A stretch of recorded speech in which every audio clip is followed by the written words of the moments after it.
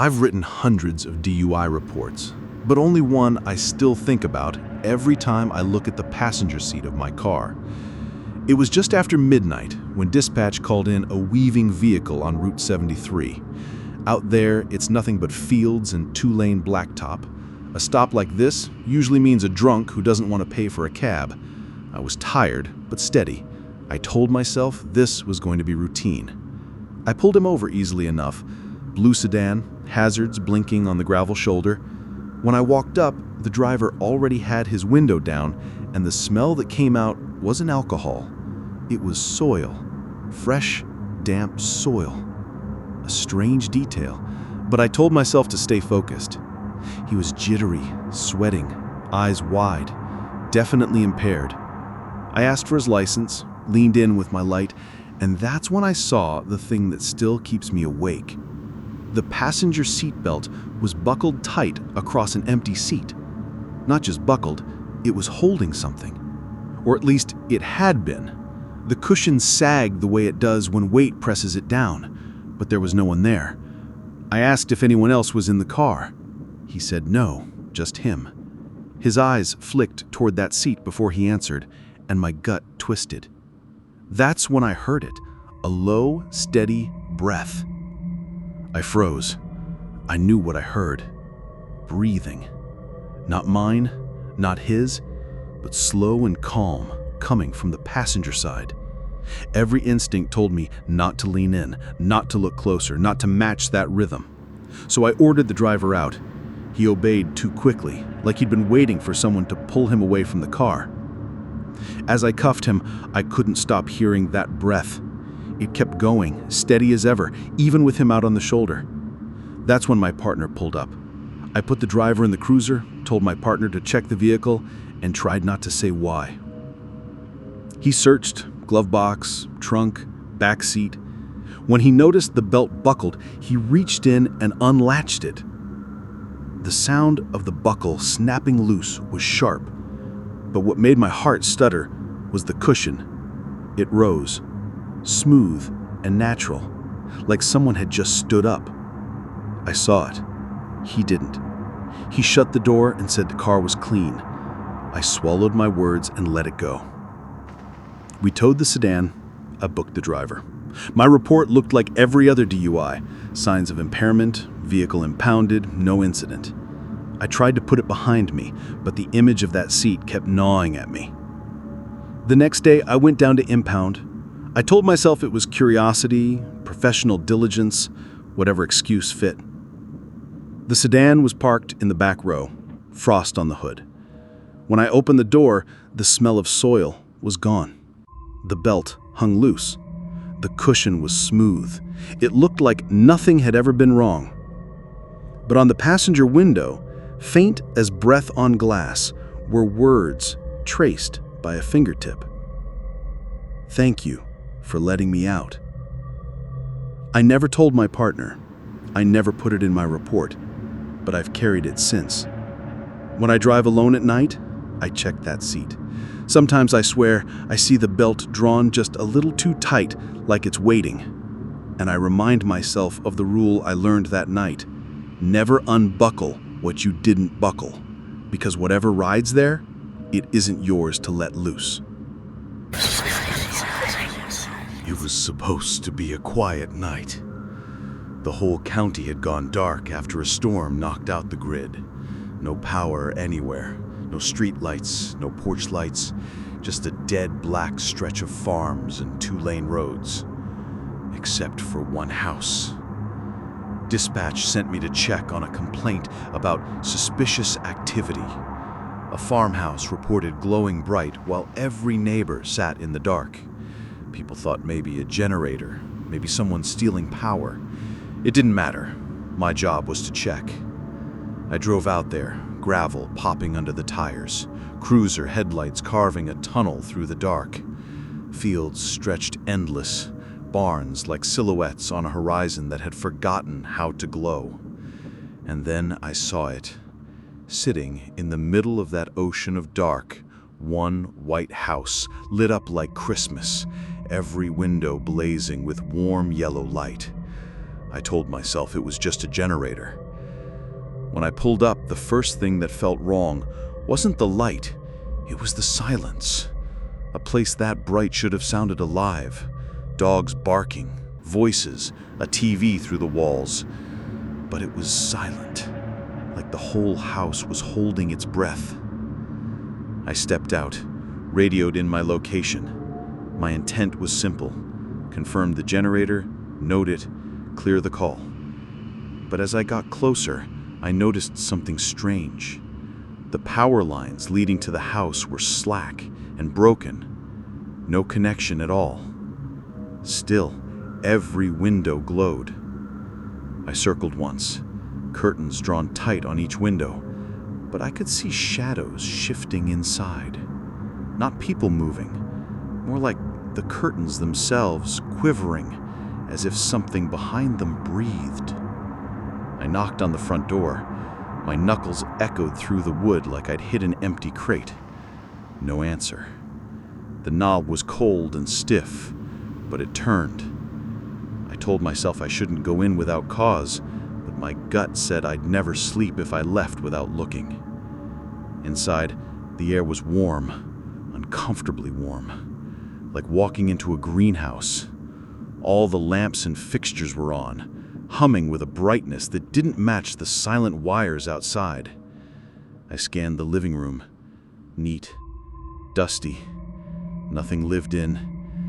But the clocks on the walls all ticked, loud and sharp. I counted 6 of them. Every single one showed a different time. That was the first moment I thought about leaving. My training told me, if a scene feels wrong in your bones, it probably is. But I told myself, maybe it was nothing. Clocks can be wrong. Clocks can be broken. I moved toward the kitchen. The linoleum floor was spotless. But when I glanced back, I realized my boots had left no dirt. The storm had caked me in mud on the way up, but there was no trace of it on the floor. That hit me like ice. The house wasn't allowing it. Then came the sound, a heavy thump beneath my feet, from the cellar. I froze. My hand hovered over my radio. Backup was miles out.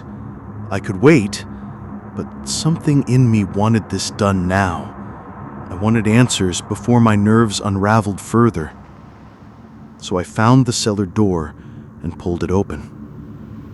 The smell that came up was like stone and mildew, old and cold, but with an undertone of something sharper, almost metallic. I shone my light down the narrow stairs. Bare bulbs swung on cords, buzzing faintly though the wires disappeared into bare beams. No generator, no source. I went down. Each step groaned, and each bulb flickered once as I passed it. The cellar walls were close, stone damp to the touch. My light swept across shelves, boxes, broken tools. And then I saw the far wall. It was covered in scratches, dozens of dates carved deep into the stone. Each date recent. The last one was tonight.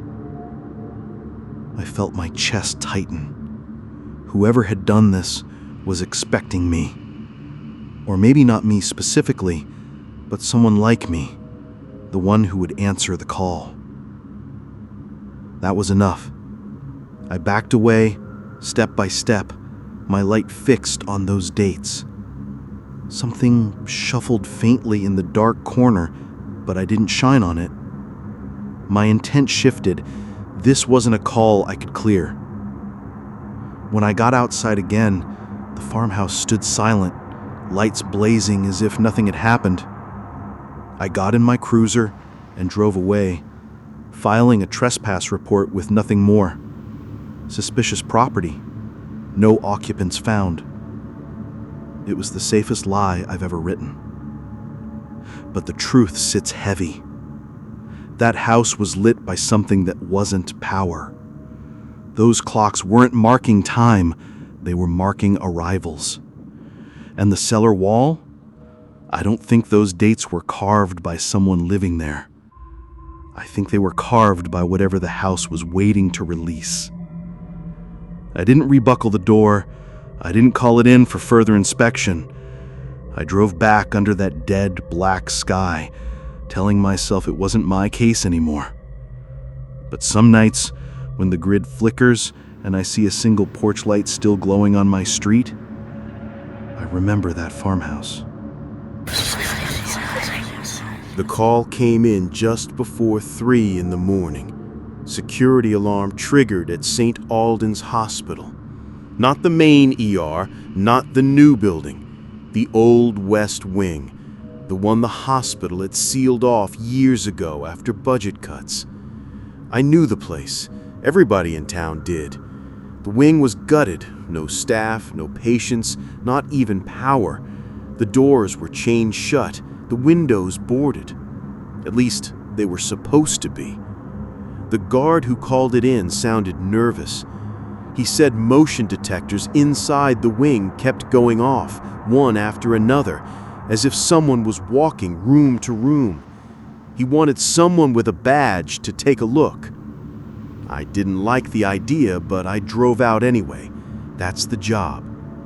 The hospital was quiet when I pulled in. No ambulances, no foot traffic, just a single security guard waiting out front, eyes wide. He led me inside, past dark hallways and vending machines humming in the stillness. We stopped at an elevator. He wouldn't come any further. Said the alarm panel showed activity on the closed floor. Said he didn't want to step into that wing again. I told myself he was being dramatic.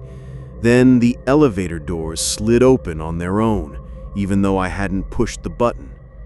I hesitated. My radio crackled once, then died. I had the thought, don't go in. But I pushed it down. I stepped inside. The elevator climbed, numbers lighting up, until it stopped on the dark floor. The doors opened to blackness. The air hit me first. It was colder than the rest of the hospital, damp the way basements smell. My flashlight beam cut through dust thick enough to choke on. I moved forward, careful, slow. The wings stretched long, lined with empty patient rooms.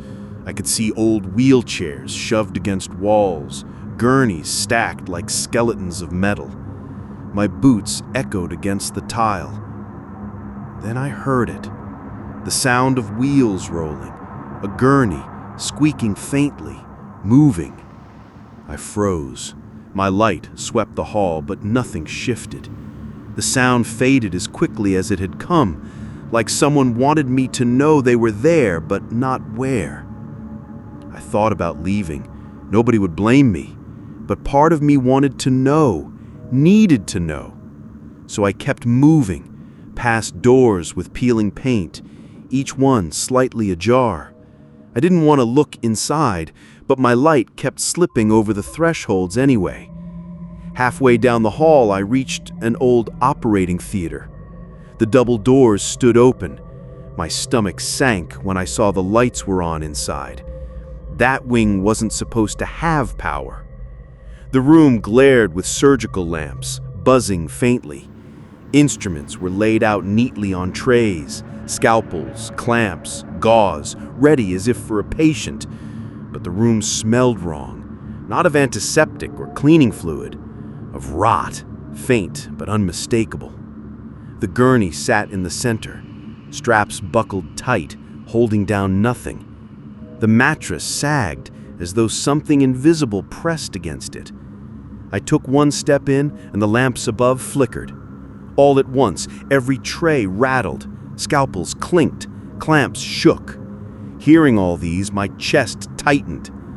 Then, at the far corner of the room, something gleamed on the floor. I moved closer. It was an ID badge, plastic, cracked, with a photo and name, a nurse. On the back, where hospitals usually print clearance info, someone had stamped a date, not an expiration, a date of death, years before this wing was even closed. My pulse pounded in my ears. I realized I was gripping my flashlight like a weapon. I backed out slowly, never turning my back on that gurney. The straps creaked as I stepped away, like they were tightening. When I reached the hall, the lights in the theater snapped off all at once. The hallway dropped back into silence. I didn't go further. I didn't check another room. I turned and walked back toward the elevator. The doors slid shut before I reached them, then opened again as if something had pressed the button from inside. I got in, my hand shook as I hit the ground floor. The elevator hummed, slow, steady, until the doors opened back to the guard station. The guard was gone. My radio came alive again, static, dispatch asking for a status check. I told them I was clear. I told them there was nothing in the West Wing. I drove away with my windows down, cold air filling my lungs. I told myself I had imagined it, that the wing was just an empty place that plays tricks on tired minds.